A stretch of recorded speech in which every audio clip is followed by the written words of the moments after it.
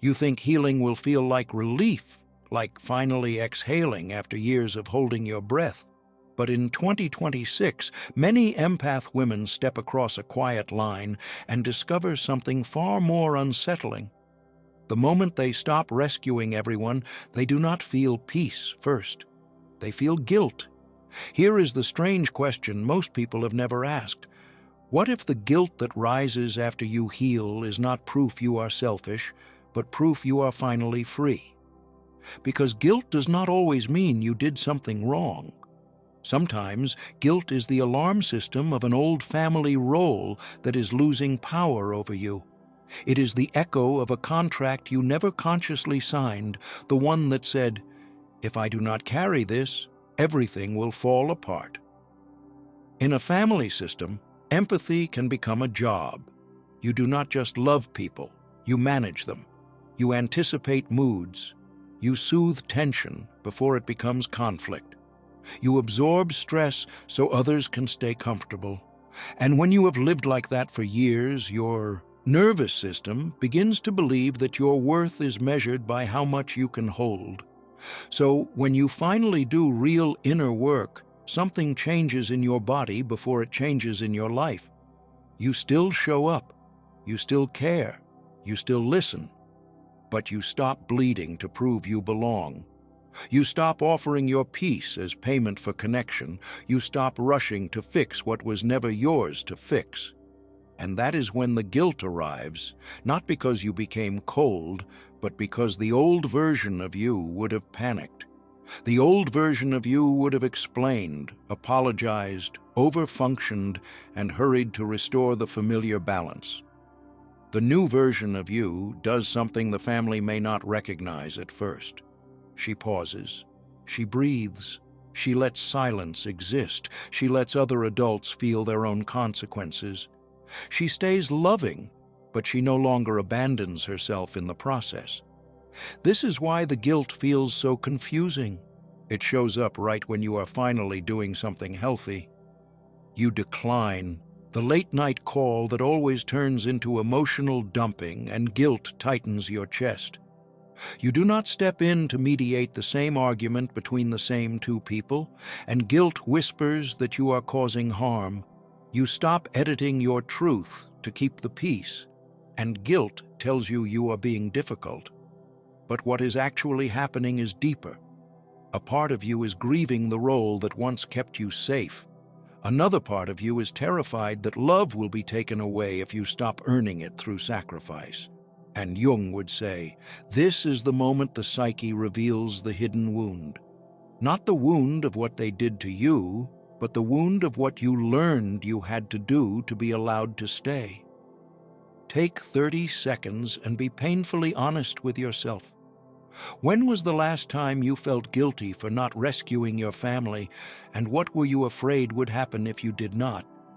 Would they be upset? Would you be blamed? Would you lose your place? Would someone finally have to face what you have been covering for years?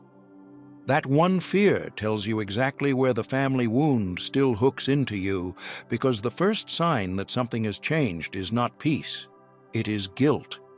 Guilt is the doorway that appears when the old survival self realizes you are no longer willing to live as the emotional backup system. And once you understand that, the rest of the story becomes clear.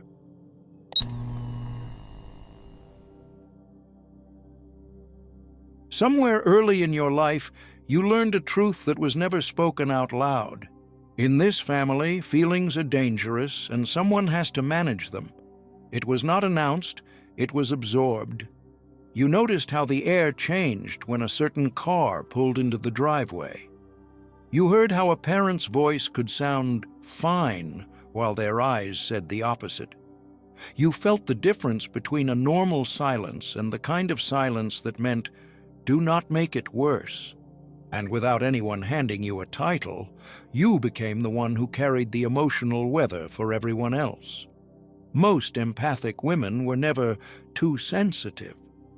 They were chosen, not by fate, but by the nervous system of the household. In homes where tension lived under the surface, the most attuned child often becomes the emotional container. She becomes the translator before she even has language. She learns to read tone like scripture. She can tell when a joke will land and when it will spark a fight. She knows when to stay small, when to become helpful, when to disappear into chores, and when to become cheerful so the room will not collapse. That is not personality. That is a strategy. In real life, it looks ordinary, which is why it goes unnoticed for so long. It looks like the little girl who cleans the kitchen without being asked because she can sense the storm building. It looks like the teenager who becomes the therapist for her mother, listening to adult problems while pretending it is normal. It looks like the daughter who says, "It is okay," when it is not okay, because she knows the truth will cost her peace. It looks like the woman who cannot relax at a family gathering because her body is scanning every face, every pause, every sudden laugh that feels too sharp. She is not present at the table, she is stationed at the emotional control panel, and then you grow up and think you left it behind. But the role travels with you, because it was never just a role, it was wiring. You become the one at work who smooths conflict between co-workers, who senses tension before the meeting even starts, who takes on extra tasks so nobody gets upset. You become the friend who holds everyone's pain, the one people call at midnight because you feel safe. You become the partner who apologizes first, explains more, tries harder, and quietly carries the emotional load of the relationship. Your empathy becomes a survival skill, not a gift. You can feel everyone in the room, but you struggle to feel yourself without guilt, without explanation, without needing permission. This is why healing can feel so disorienting. When you stop being the peacemaker, it feels like you are breaking a sacred rule. Your body does not celebrate at first. It panics. It whispers, "If you do not fix this, who will?" It tells you that your love is measured by your endurance. It tells you that your needs are a threat. It tells you that your boundaries will cause abandonment. And because you learned this so young, you confuse anxiety with responsibility. You confuse self-erasure with loyalty. You confuse tolerating disrespect with being the bigger person. Here is a simple anchor that reveals the pattern fast. Write down 3 situations where you always became the peacemaker. Maybe it was stepping between 2 relatives to stop a fight. Maybe it was calling first after being hurt. Maybe it was swallowing your truth to keep the mood calm. Then ask yourself one question that cuts through every excuse. If I did not do that, what was I terrified would happen? Who would explode? Who would fall apart? Who would blame me? Who would withdraw love? Who would finally have to carry their own emotions? And here is the mini hook that changes how you see your entire story. The deepest wound was not only what they did to you, it was what you learned to tolerate in order to stay connected.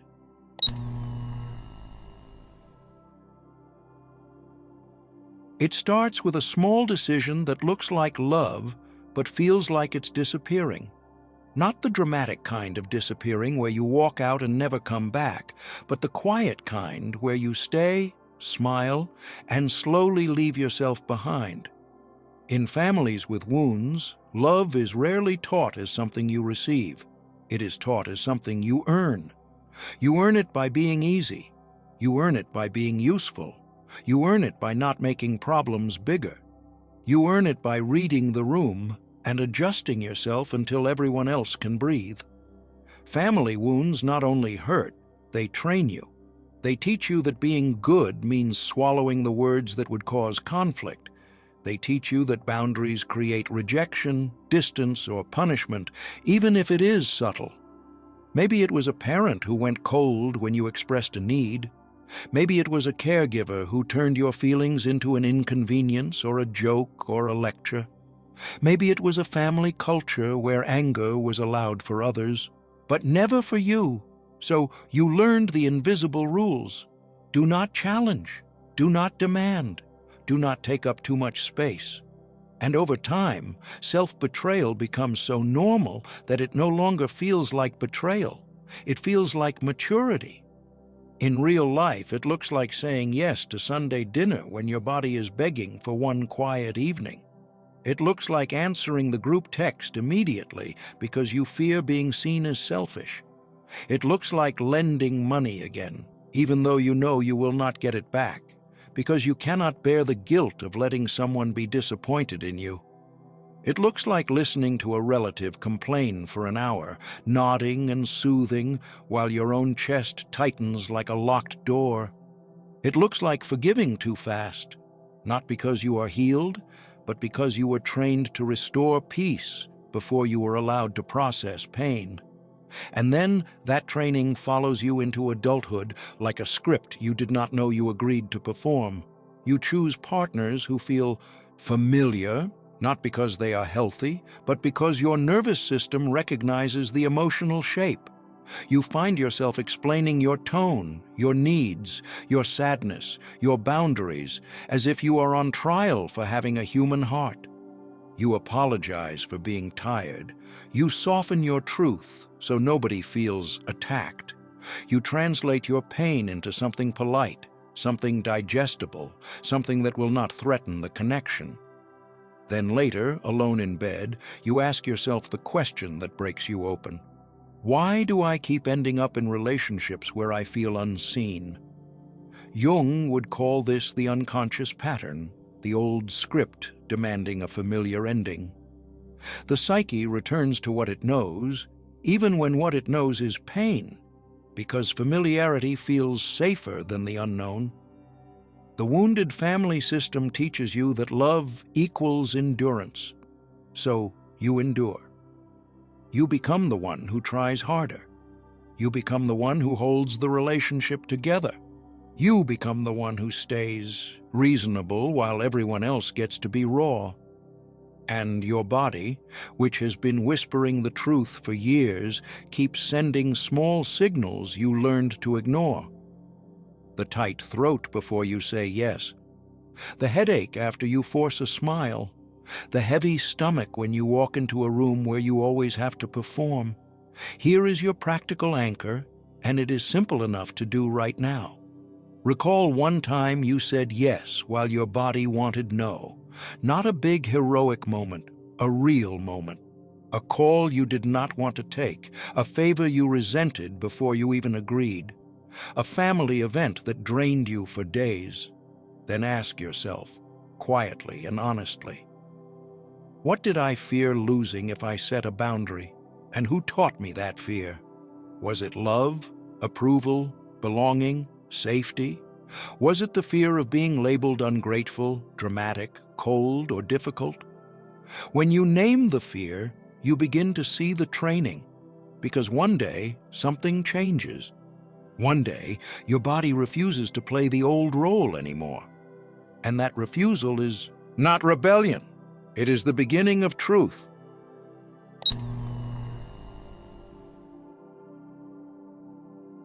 Sometimes it is not a fight that changes you, but a sentence you finally do not say.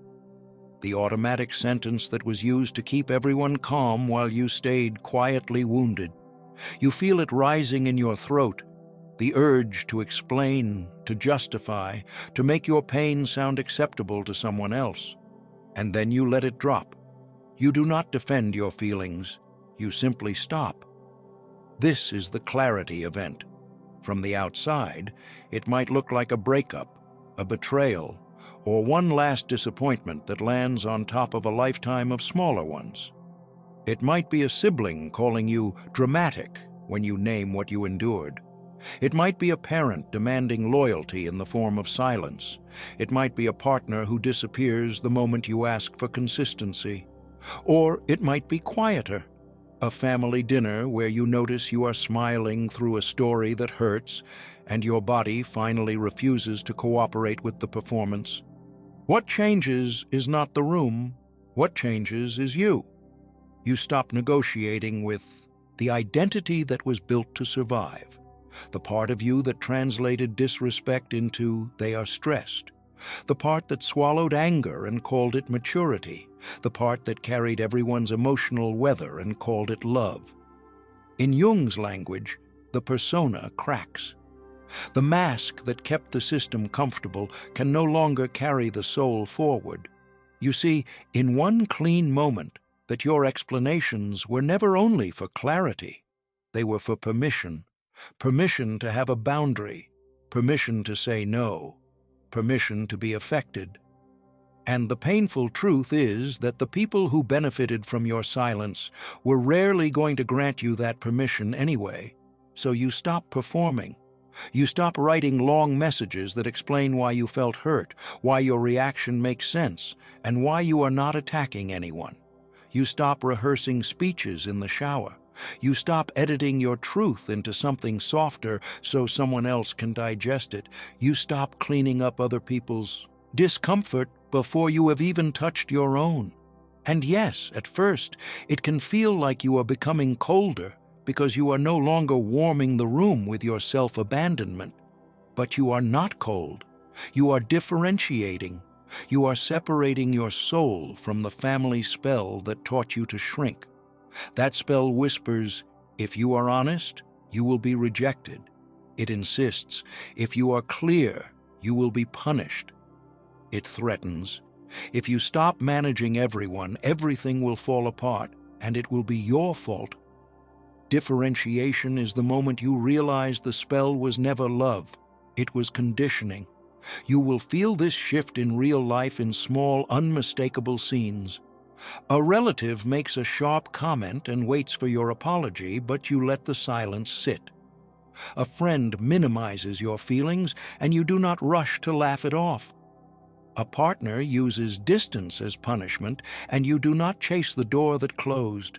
You breathe, you stay in your body, and you choose dignity over pleading. Here is your anchor for the moments you feel pulled back into the old role. This is not withdrawal, this is differentiation. Say it when guilt rises, when your hands shake, when you want to over-explain. You are not disappearing. You are becoming someone who does not need to beg to be understood anymore. And this is the part most people will not say out loud. When you stop reacting, you stop being controllable. And that is what terrifies them again.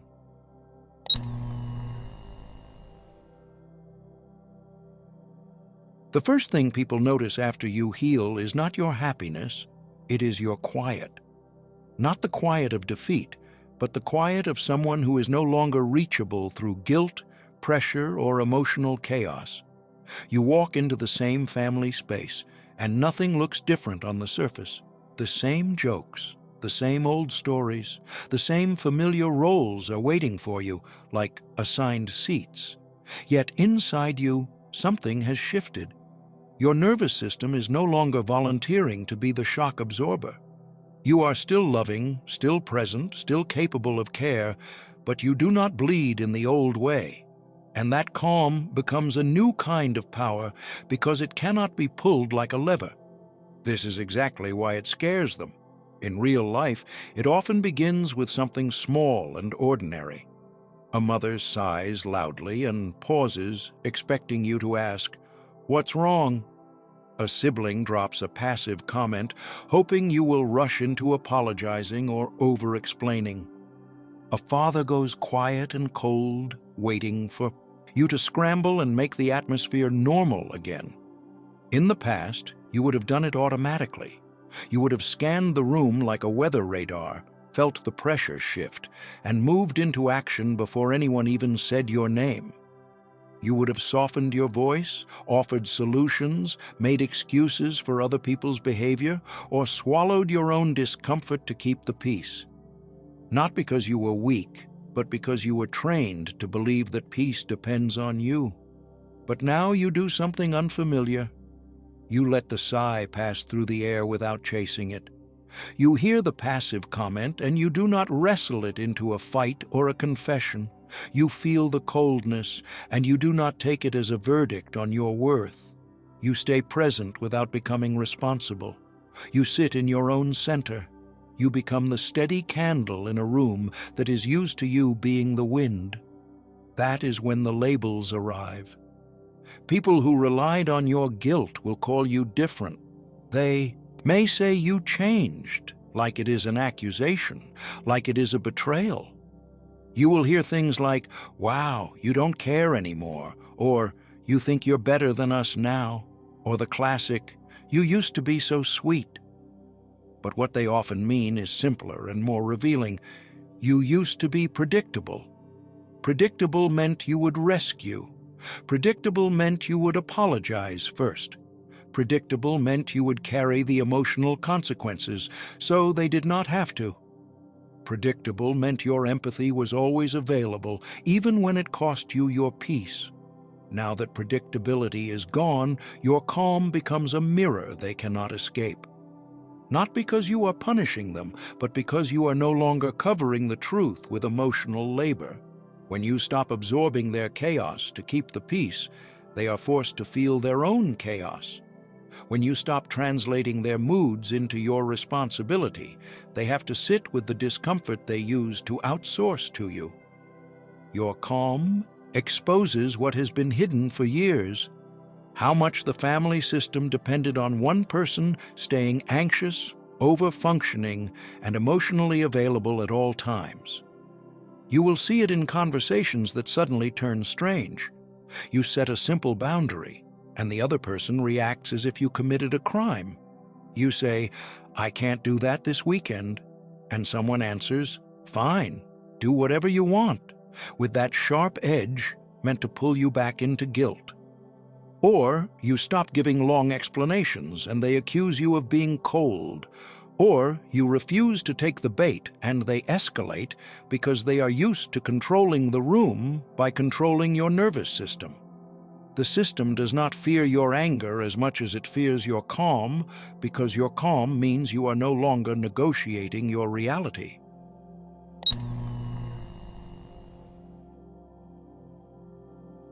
At some point, your calendar becomes the first place you feel the change. Not because you suddenly hate people, but because your body begins to flinch at what used to feel normal. A quick call turns into a 2-hour emotional download. A small favor becomes a pattern of you carrying the consequences. A family update becomes an unspoken expectation that you will manage everyone's feelings afterward. And you notice something new. Your chest tightens before you even answer. Your stomach drops before you even say yes. Your nervous system speaks before your mouth does, as if it is finally allowed to vote. This is where the transformation becomes visible. Your empathy becomes selective. You are still kind, still warm, still able to sense what is happening under the surface. But you are no longer a dumping ground. You begin to recognize the difference between someone who wants connection and someone who wants control. Connection sounds like, "Can I share something and would you be willing to listen?" Control sounds like, "I need you right now," with the subtle message that your no will be punished. Connection has humility. Control has urgency.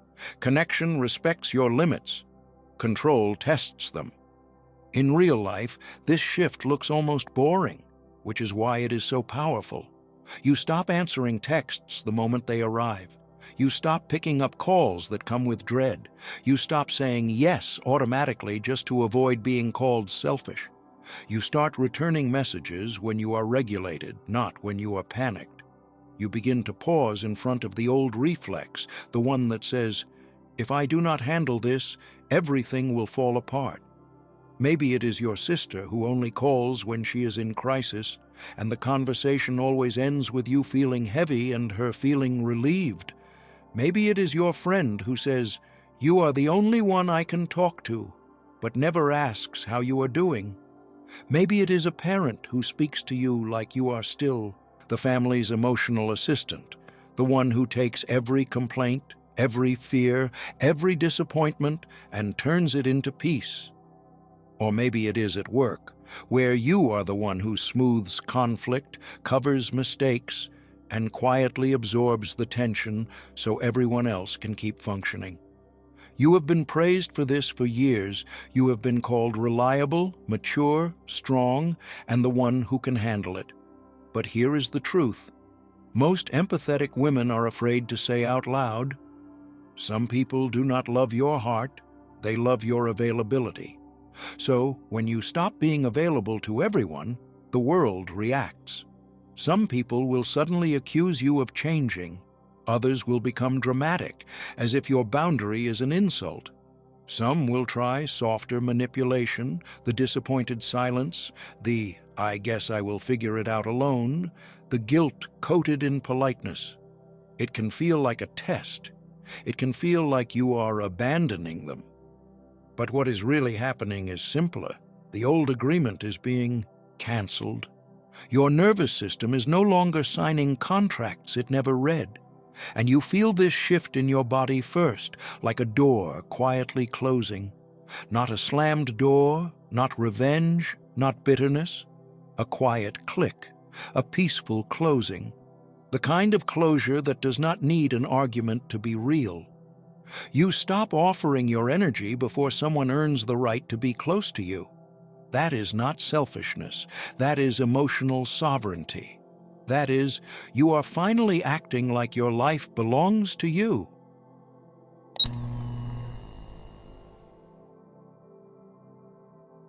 There is a quiet moment that arrives after you stop being available to everyone, and it can feel almost holy in its simplicity. You are sitting in your own space, the phone is not buzzing, nobody is pulling you into an emergency that was never yours, and for the first time in a long time, you can hear your own thoughts without translating them for someone else. That is when the deeper truth lands. Healing is not the moment you finally get approval. Healing is the moment you stop needing it.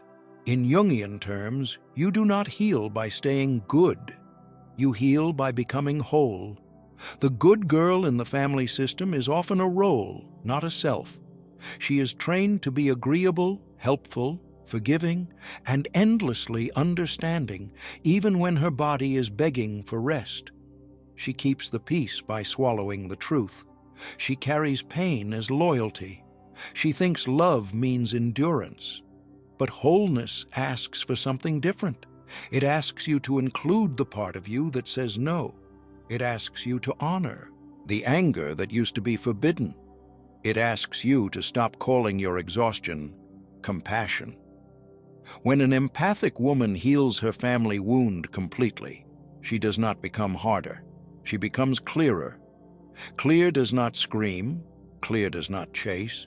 Clear does not explain for hours, hoping someone will finally understand. Clear simply knows what belongs to her and what does not. She stops inheriting emotional labor as destiny. She stops being the family's emotional backup system. She stops carrying pain as proof that she loves people. And this is where 2026 becomes a threshold, not because the calendar is magic, but because your psyche is finally ready to break the spell. You begin to see the old pattern like a map you have outgrown. The guilt still visits sometimes, but it no longer drives the car. The fear still whispers, but it is no longer the loudest voice in the room. You start to realize that the cycle only survives when you return to it. The family story only keeps its power when you keep playing your assigned part. So do not measure your growth by how calm you look on the outside. A woman can look calm and still be abandoning herself every day. Measure your growth by something more honest. How often you pause before rescuing. How often do you tell the truth without over-explaining? How often do you let other adults carry their own discomfort? How often do you refuse to return to what once controlled you, even when it would be easier in the short term? Ending the family cycle is not one dramatic confrontation. It is a series of small, faithful decisions that say, "This ends with me." And when you live that sentence, you become the proof that love can exist without self-betrayal. In 2026, that is the real healing. If this touched something sacred inside you, don't let it fade into silence. Like this video, subscribe, and turn on notifications. Your presence here is not just support, it's resonance. And if you feel moved to give back, your donation becomes a quiet but powerful gesture that helps keep this light alive for others still walking in the dark.